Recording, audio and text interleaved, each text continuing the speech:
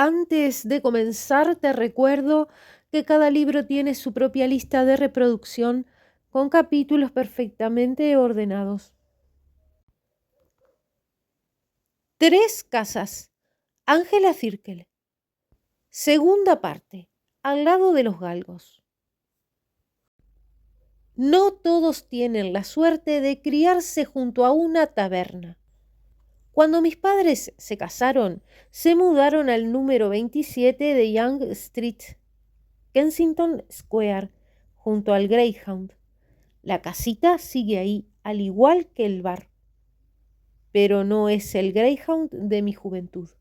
Entonces era casi una posada rural, una casa de estilo Jacobo II como la nuestra, de 2 pisos con buhardillas en el alto tejado de tejas, una puerta principal en el centro y una ventana a cada lado.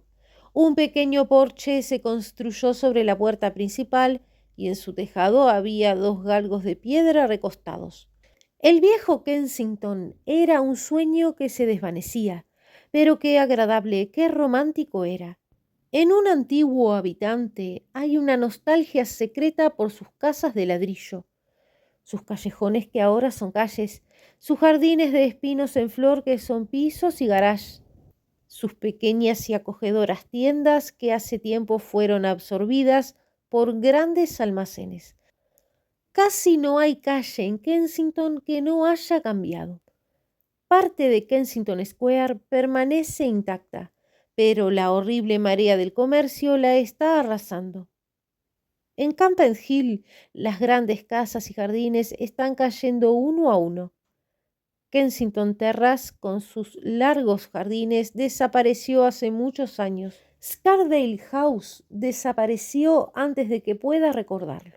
Cuando mis padres fueron por primera vez a Young Street, podían ver los olmos de Kensington Garden a través de los jardines traseros de la casa.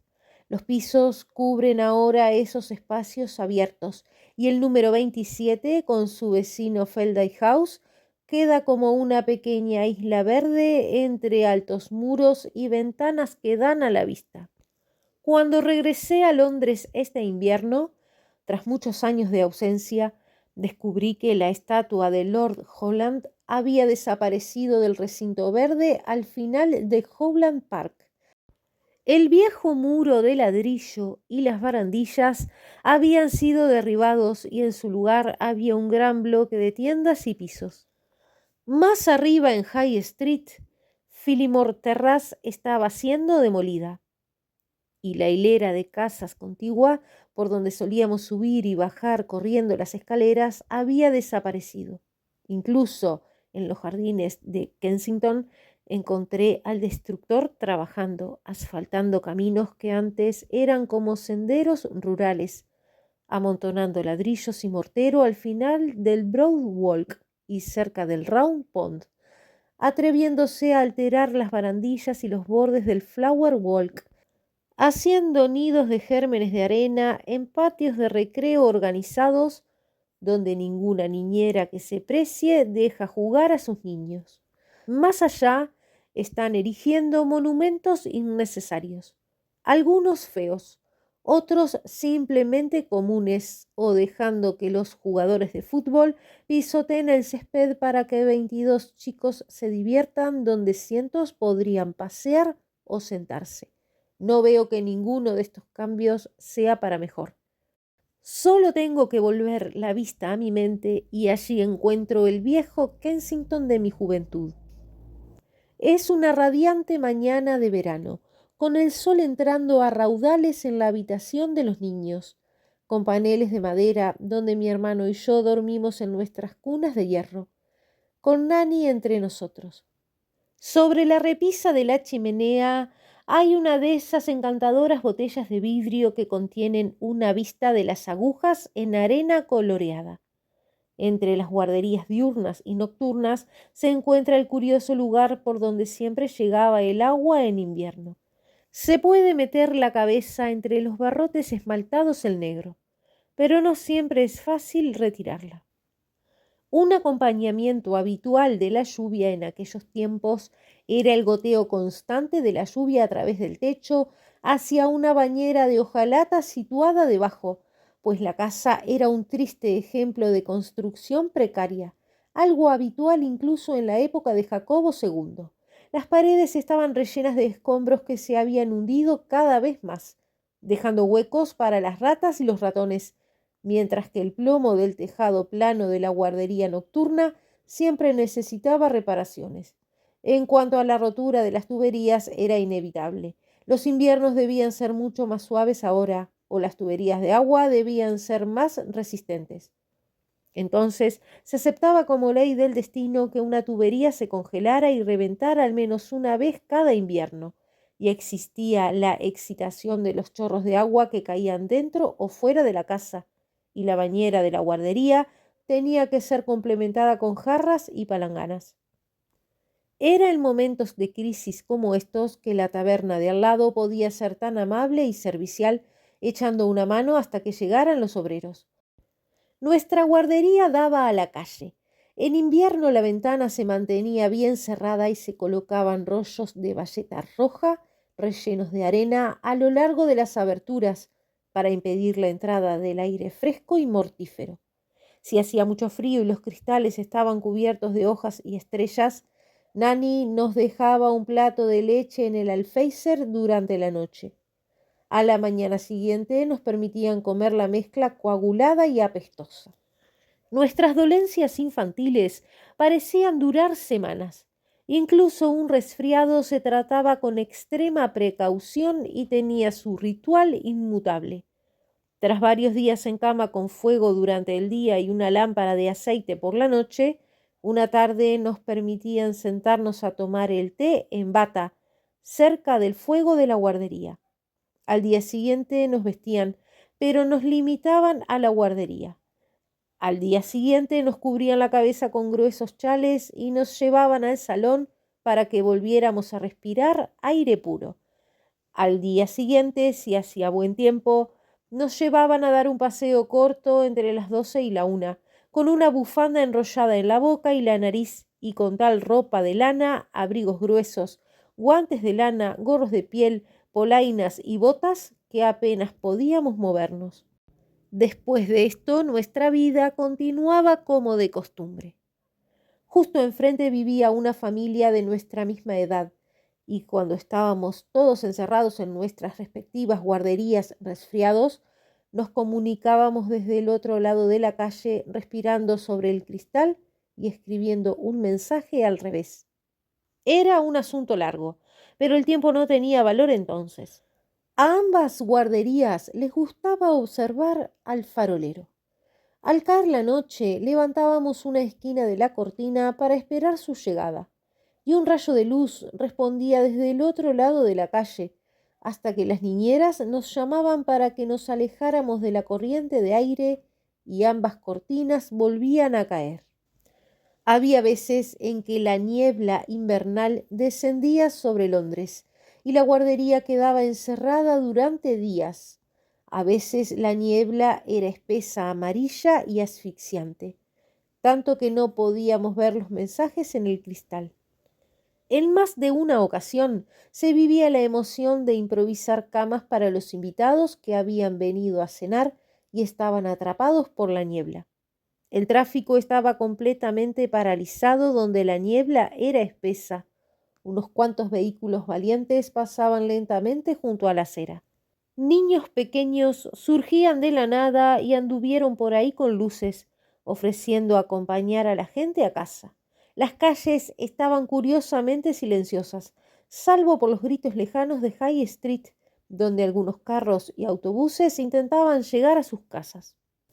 En otras ocasiones, una aterradora niebla negra se extendía como una densa nube en las alturas, convirtiendo el mediodía en medianoche, mientras que abajo el aire era comparativamente despejado. Entonces la calle resonaba con gritos y alaridos. El resbalar de cascos sobre las piedras y el chirriar de los frenos, mientras el tráfico, sorprendido sin luces, se adentraba en la estrecha calle Young por ambos extremos. Las cuadras de John Barker, justo detrás de la taberna, aumentaban la confusión hasta que el farolero, llamado apresuradamente, trajo su farol y se restableció el orden. En esos momentos, mi hermano y yo creíamos que un ser mítico llamado señor Ponting, que vivía en la Carbonera, tenía un gran poder. Abrazados solíamos repetir su nombre como si invocáramos a un espíritu maligno, hasta hipnotizarnos y alcanzar un estado casi histérico. El señor Ponting prefería las nieblas y nunca se manifestaba en ningún otro momento. En primavera la ventana de nuestro cuarto de niños era como un asiento en el círculo de la plaza para ver lo que sucedía. El 1 de mayo, Jack el Verde seguía entrando en su glorieta, acompañado de desollinadores vestidos con alegres colores que bailaban en la calle por las monedas que tirábamos. Ese mismo día todos los carros de caballos de John Barker se estacionaban en la plaza antes de empezar su ronda, cada caballo con la cola y la crin intrincadamente trenzadas y atadas con cintas y brillantes rosetas. Dondequiera que estuviéramos el 1 de mayo, nos encontrábamos con encantadores caballos, todos engalanados y alegres por las calles de Kensington. También habían varios músicos ambulantes a los que conocíamos de vista. El Highlander con su chica Highlander vestida de tartán tocando la gaita, la chica asustando terriblemente a mi hermano al levantarlo y besarlo. La banda alemana semanal muy limpia y respetable de uniforme y gorras, cada hombre con su pequeña pieza musical en un clip al final de su instrumento. El organillero italiano con un mono, con chaqueta roja y gorrito con pluma que cogía tu penique y lo guardaba en su bolsa. El hombre que era como una orquesta ambulante. Tenía un sombrero lleno de cascabeles, un tambor a sus espaldas que golpeaba con los codos, cuerdas atadas a los pies con las que hacía sonar los címbalos, flautas de pan sujetas bajo la barbilla y las manos libres para 5 o 6 instrumentos más. El francés que trajo una osa mansa llamada Josephine que caminaba sobre sus patas traseras, lista para comer bollos o fruta que lograba comer con el hocico. Estos y muchos más fueron nuestros animadores de primavera. En verano el toldo a rayas se bajaba y la jardinera verde se llenaba de geranios rosados y almizcle. El té de la guardería era delicioso en esas tardes calurosas. Llegábamos acalorados y sucios de la plaza y subíamos las escaleras. La ventana de la guardería estaba abierta de par en par. El sol de la tarde se atenuaba con el toldo azul y blanco, y el aroma de las flores recién regadas de la jardinera entraba en la ligera brisa de verano. Afuera se llenaba un carro de riego con un tubo rojo alto que se curvaba sobre un agujero en la parte superior del tanque. Cuando el agua rebosaba, el conductor giraba el tubo rojo para que no sobresaliera y subiéndose a su asiento pisaba el pedal que liberaba el agua por los agujeros de la parte trasera y se marchaba dejando pequeñas gotas de agua corriendo, cubiertas de polvo sobre el polvoriento camino. La mesa de la guardería estaba lista, solo a la espera de que Nanny pusiera a hervir la tetera en el vestidor de al lado. Aún no nos habían recomendado tomar té. Para nosotros había largos y refrescantes tragos de leche en enormes tazas floreadas. Una vez, con las prisas, arranqué un buen trozo de una de ellas, y los remaches que quedaron me sirvieron de eterno reproche. La mantequilla solía empezar a derretirse. Debió de ser una época más fresca del año cuando me comí media libra entera mientras mi abuela me daba la espalda. A veces había camarones, carne en conserva o berros. La mostaza y los berros los cultivábamos nosotros mismos en el jardín o en franela húmeda, así que sabía a esponja de baño. En aquellos tiempos dorados de la administración pública, mi padre, que trabajaba en el departamento de educación, como se llamaba entonces, solía volver a la hora del té. Al salir de casa por la mañana nos decía que iba a ganar el pan y nos preguntaba qué tipo de pan queríamos, blanco o integral. Según nuestra respuesta, nos traía un panecillo blanco o una hogaza de pan obis a la hora del té. Si las cosas iban bien, ganaba lo suficiente para comprar galletas de mantequilla, pero no era tan frecuente. Su dormitorio estaba en la parte superior de la casa, una buhardilla que iba de atrás hacia adelante.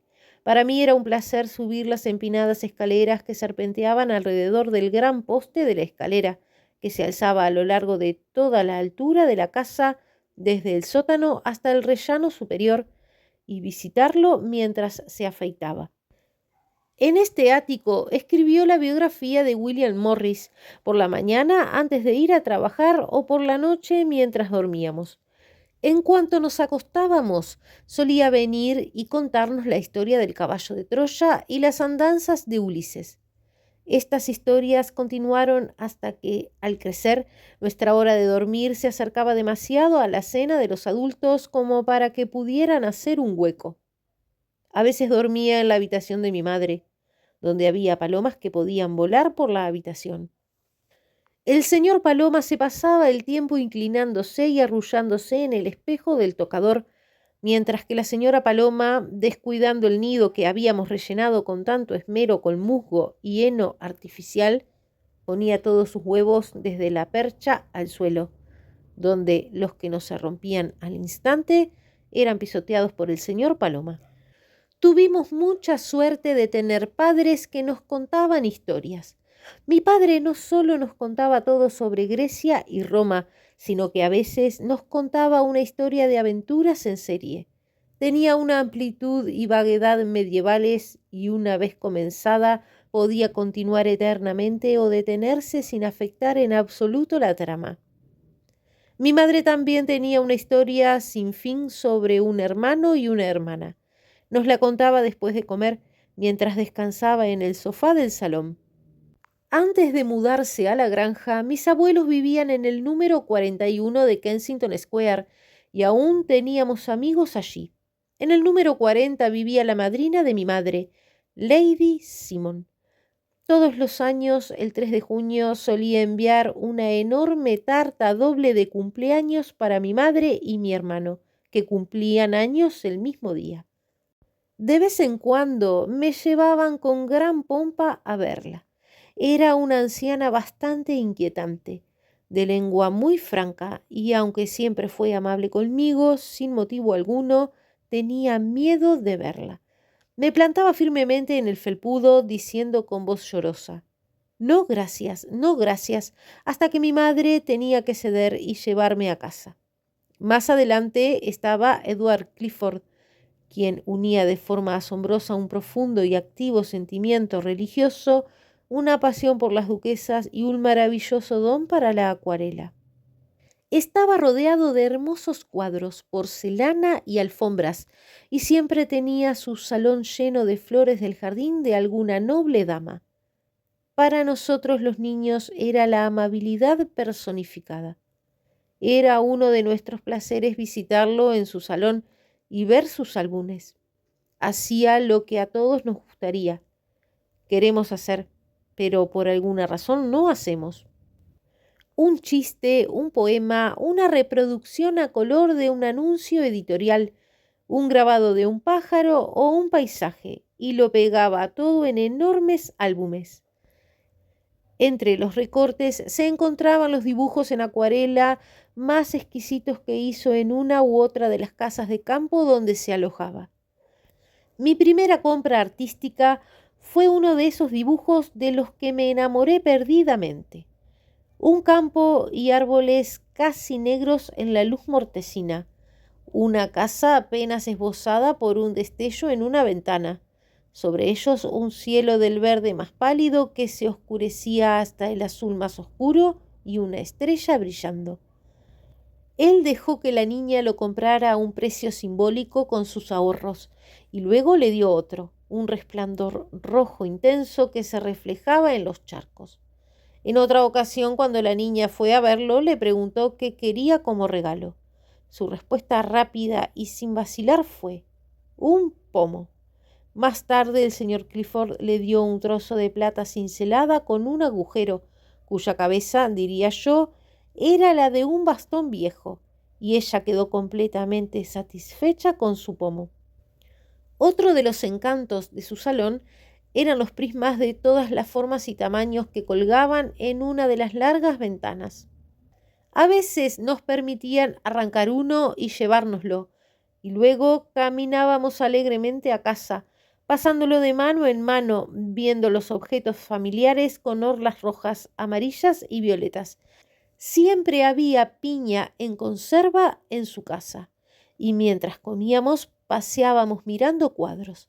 Tenía un don peculiar para copiar los cuadros de Burne-Jones, tanto que mi abuelo apenas podía distinguirlos. Recuerdo dos en particular en su salón, Merlín y Nimue, y Verano Verde, ambos indistinguibles de los originales.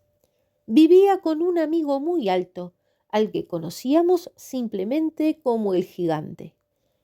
Clifford ya ha muerto, con su voz curiosa y afectada, su extraña mezcla de esnobismo romántico y religión, su amabilidad y capacidad para la amistad.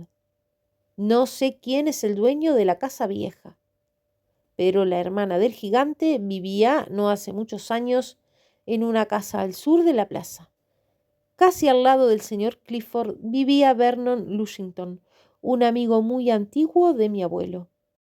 Cuando el viejo Greyhound fue cruelmente derribado y reconstruido como un típico palacio de Ginebra, los Lushington compraron los dos galgos de piedra sin cabeza y los colocaron uno a cada lado de la puerta principal.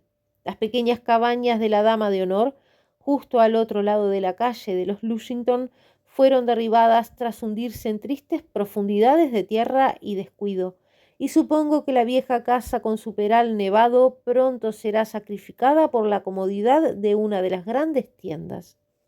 En el lado oeste de la plaza, una casa blanca con jardineras de colores era el hogar de la señora Patrick Campbell. Mis padres y abuelos la querían y admiraban, y para nosotros era la tía Estela. Por aquel entonces todos entrábamos y salíamos mucho de esa casa. Ella llegaba a Young Street con un susurro de seda y una espuma y pelusa de encaje, pidiendo té, o de repente necesitaba una cama en una habitación a oscuras, ya que le era imposible descansar en su propia casa. A veces me mandaban a buscar para que le hiciera compañía en la habitación con cortinas.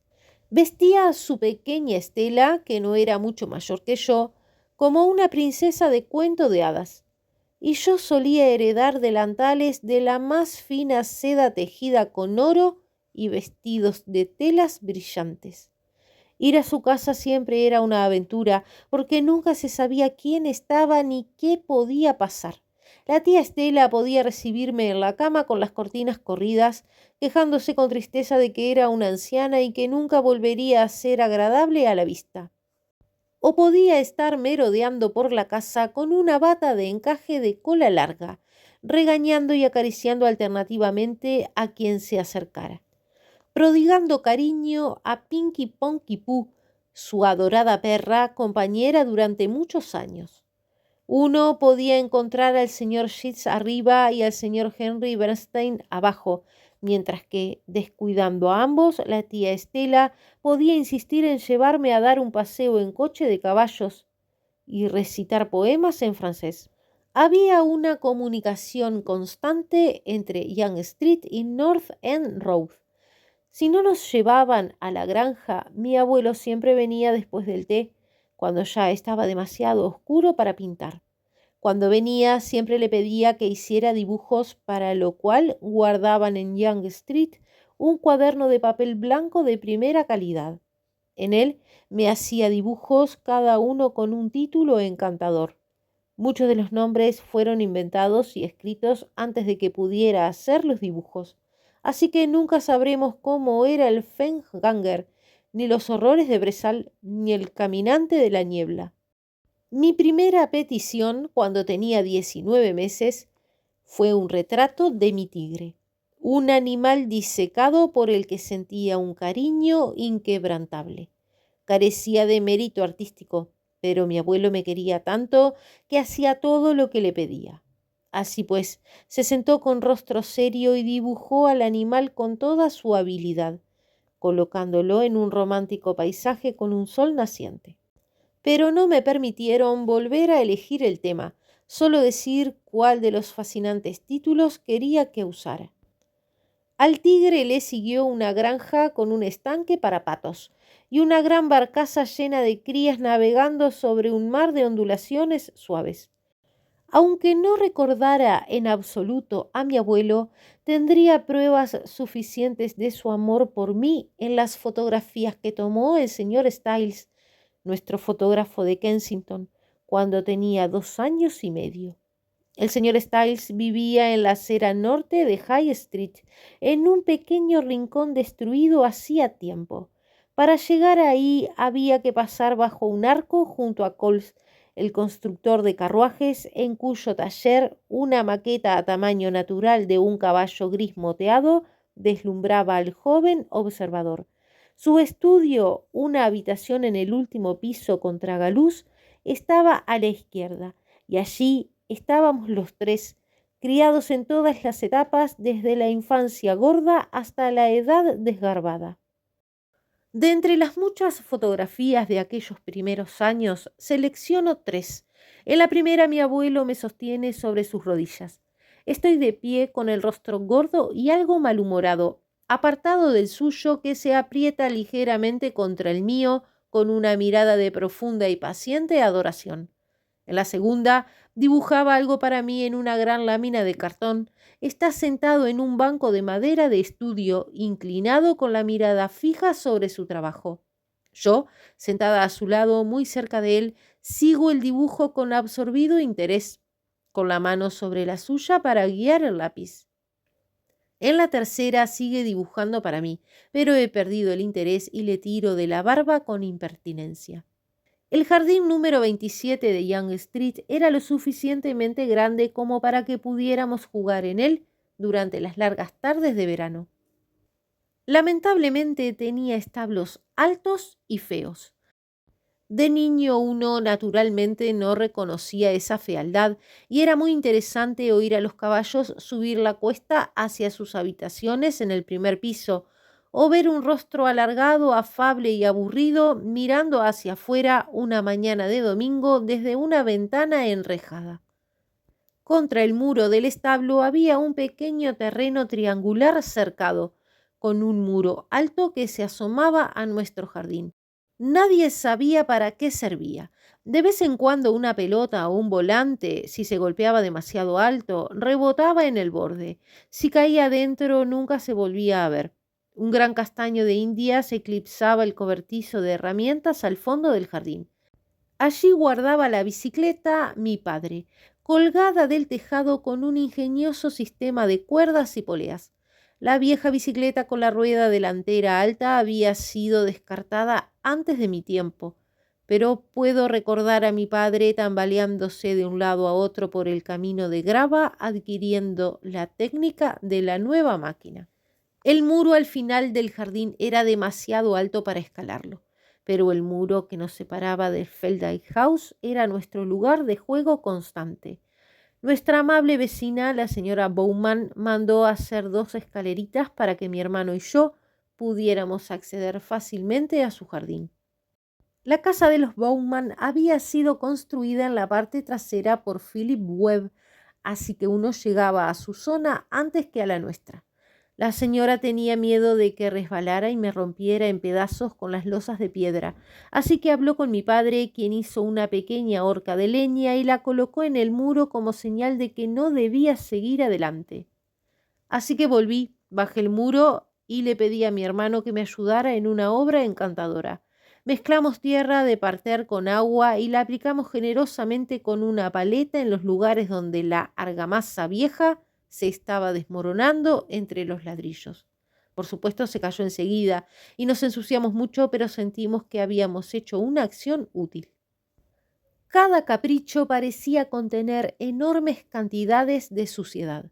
Al entrar en Kensington Square nos pasábamos las manos por la barandilla hasta ennegrecerlas y nos ensuciábamos la cara y las batas al meternos entre los arbustos llenos de hollín.